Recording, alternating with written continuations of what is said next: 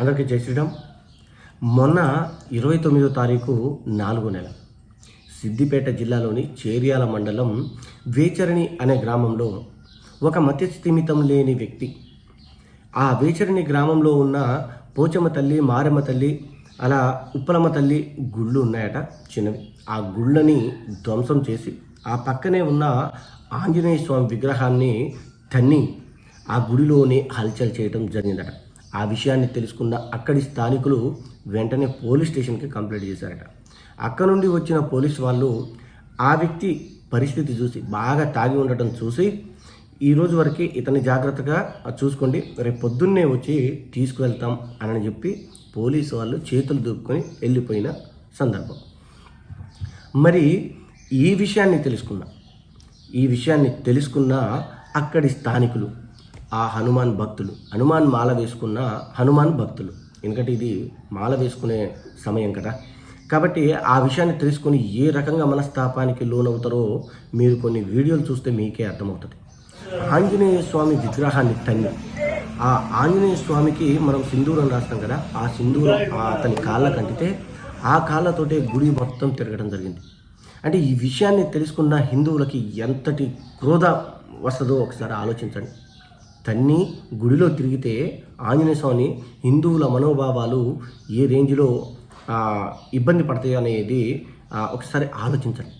ఆ విధంగా క్రోధానికి లోనైన అక్కడి హిందువులు, ఆ చుట్టుపక్కల గ్రామాల్లో ఉన్న కొంతమంది హిందువులు, కొంతమంది బీజేపీ కార్యకర్తలు వచ్చి ఆ వ్యక్తిని పట్టుకొని కొట్టడానికి ముందు ఎవరైతే పోలీసు వారు ఆ వ్యక్తిని జాగ్రత్తగా చూడండి అని చెప్పి వెళ్ళారో, అప్పుడు ఆ స్థానికులు, అంటే అదే కులానికి చెందిన వాళ్ళు, ఇంతకీ ఆ కులం ఏది అనుకుంటున్నారా? వాళ్ళు పేడా బుడుగ జంగం కులానికి చెందిన ఆ వ్యక్తి, దాడి చేసిన వ్యక్తి మరియు ఆ వ్యక్తిపై కంప్లైంట్ ఇచ్చిన బేడా బుడుగ జంగం కులస్తులే. అయితే ఇక్కడ వరకు బాగానే ఉంది కదా. అయితే ఆ విషయాన్ని తెలుసుకున్న స్థానికులు వచ్చి అతడిపై దాడి చేయటం జరిగింది. మా హిందూ దేవాలయాల్ని ధ్వంసం చేసి ఆంజనేయ స్వామిపై కాలు మోపి దాన్ని మళ్ళీ గుడిలో మొత్తం తిరుగుతావా అని చెప్పి క్రోధానికి లోనైన వ్యక్తులు, ఆ హిందువులు అతడిపై దాడి చేశారట. ఆ దాడి చేసేటప్పుడు ఎవరు నీకు ఈ విధంగా దాడి చేయమని చెప్పారు, నువ్వు చెప్పాలి అని చెప్పేసి నిలదీసి జై శ్రీరామ్ అనే నినాదాలు చేస్తూ మళ్ళీ వీళ్ళు చేసిన తప్పేంటి అని అంటే దాన్ని వీడియో తీసి సోషల్ మీడియాలో పోస్ట్ చేశారు. అది వైరల్ అయ్యి అక్కడ ఇక్కడ పాకి ఆ బేడా బుడుగజంగం కుల సంఘ నాయకులు ఉంటారు కదా, వాళ్ళ దాకా చేరిందట.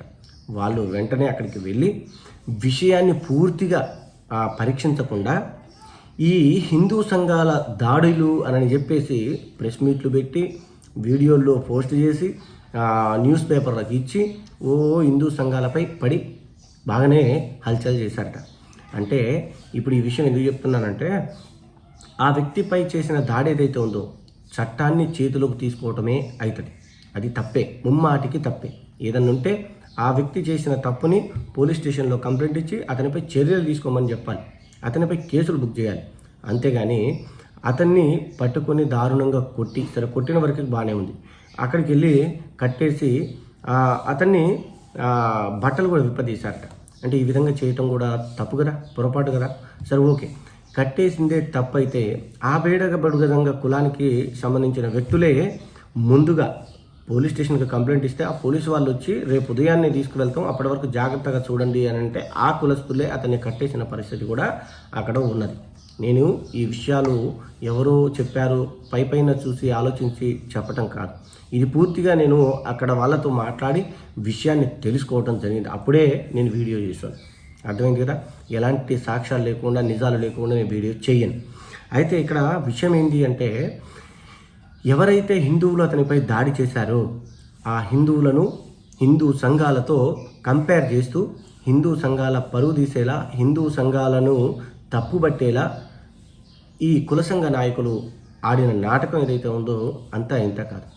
ఆర్ఎస్ఎస్ అట, బీజేపీ అంట, విశ్వ హిందూ పరిషత్ అట, బజరంగ్ దళ్ అంట. సరే ఓకే, అయ్యుండొచ్చు, బీజేపీ కార్యకర్తలు కొంతమంది అందులో ఉన్నారంట, ఓకే. కానీ ఆర్ఎస్ఎస్, విశ్వ హిందూ పరిషత్తు, బజరంగ్ దళ్ కార్యకర్తలు కానే కాదట. మరి వీళ్ళు ఎందుకని కుల సంఘ నాయకుల అత్యుత్సాహం ఎందుకని హిందూ సంఘాలపై పోయిందో ఒకసారి ఆలోచించండి.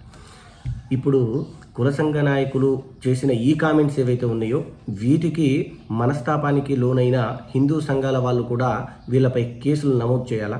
ఇగో ఈ విధంగా అత్యుత్సాహం చూపించే పాస్టర్ ప్రవీణ్ మరణం యాక్సిడెంట్ కేసులో హత్య కేసు అని చెప్పేసి ఇది హత్య చేశారని చెప్పేసి అక్కడి పాస్టర్లు వాళ్ళ క్రైస్తవ సంఘాలు ఏమని చేసినాయంటే హిందూ సంఘాలు చేసిన దాడి హిందూ సంఘాల్లో యొక్క హత్య చేశారు అని చెప్పి కొంతమందికి ఆపాదించి ఎరక్కబోయి ఇరుక్కుపోయారు. ఆ విషయం అందరికీ తెలిసిన విషయం. ఈరోజు కూడా హిందూ సంఘాలకు సంబంధం లేకపోయినా అది హిందూ సంఘాలని పేరు చెప్పి ఈరోజు హిందూ సంఘాల పరువు తీయాలనే ఆ లక్ష్యంతో ఇక్కడ కుల సంఘ నాయకులు ఉన్నారేమో అని నాకు అనిపిస్తుంది. నిజంగా ఈ కుల సంఘ నాయకులే కులం కోసం పోరాటం చేస్తున్నారు, ఆ మతి స్థిమితం లేదు ఆ వ్యక్తికి అని చెప్పారు. దాన్ని తర్వాత మాట్లాడుకుందాం. ఆ మతి స్థిమితం లేని వ్యక్తి కోసం పోరాటం చేస్తున్నారు అని అంటే మీరు చేయాల్సింది ఏంటంటే పూర్తిగా అక్కడ ఎంక్వైరీ చేసి ఆ వ్యక్తి ఎవరైనా ప్రోద్బలంతో చేసిండా, లేక అక్కడ నిజంగా స్థానిక హిందువులు చేశారా, లేకపోతే హిందూ సంఘ నాయకులు వచ్చి చేశారా అనేది పూర్తిగా సమీక్షించి దాని తర్వాత రిపోర్ట్ ఇవ్వాలి. అంతేగాని మీకు నచ్చినట్టు మాట్లాడి హిందూ సంఘాల పేరుని తీసుకువచ్చి అక్కడ ఆ హిందూ సంఘాల మనోభావాలు దెబ్బతినేలా మీరు ప్రయత్నించడం ఎంతవరకు కరెక్ట్ కాదు. ఇప్పుడు మీ మీద కూడా కేసులు బుక్ చేయాలా ఈ రకంగా మాట్లాడి హిందూ సంఘాల పేర్లు తీసినందుకు? ఇది ఒకటి ఆలోచించండి. రెండోది, ఈ వ్యక్తికి ఈ దేవాలయాలపై దాడి చేసిన వ్యక్తికి మతి స్థిమితం లేదని చెప్పి మాట్లాడారు. మరి ఈ మతి స్థిమితం లేని వ్యక్తి గతంలో కూడా 7-8 సార్లు దేవాలయాలపై దాడులు చేసిందట. మరి ఈ వ్యక్తికి దేవాలయాలు మాత్రమే కనపడుతున్నాయా? ఈ మతి స్థిమితం లేని వ్యక్తికి దేవాలయాలు మాత్రమే కనపడుతున్నాయా? మిగతా చర్చిలు, మసీదులు, బడులు, ప్రభుత్వానికి సంబంధించిన ఇవన్నీ ఉన్నాయి కదా, బస్సులు, ఇట్లా ప్రైవేట్ వాహనాలు, మరి అక్కడ చుట్టుపక్కల ఉన్న హిల్లు, వాటిపై దాడి చేయకుండా ఓన్లీ గుళ్ళపై దాడి చేయటం ఏంది? ఒక్కసారి ఆలోచించండి. మీరే కనుక కేసు పెట్టాలి అని అంటే అక్కడి పోలీసు వాళ్ళు ఎవరైతే ఉన్నారో వాళ్ళు కనుక ఆ కేసు పెట్టినప్పుడు అతన్ని తీసుకుపోయి లాకప్లో కూర్చోబెట్టినట్టయితే ఈరోజు ఈ పరిస్థితి ఇంత దూరం వచ్చేదా? వీళ్ళపై SC/ST అట్రాసిటీ కేసు బుక్ అయ్యేదా? ఒకసారి ఆలోచించండి.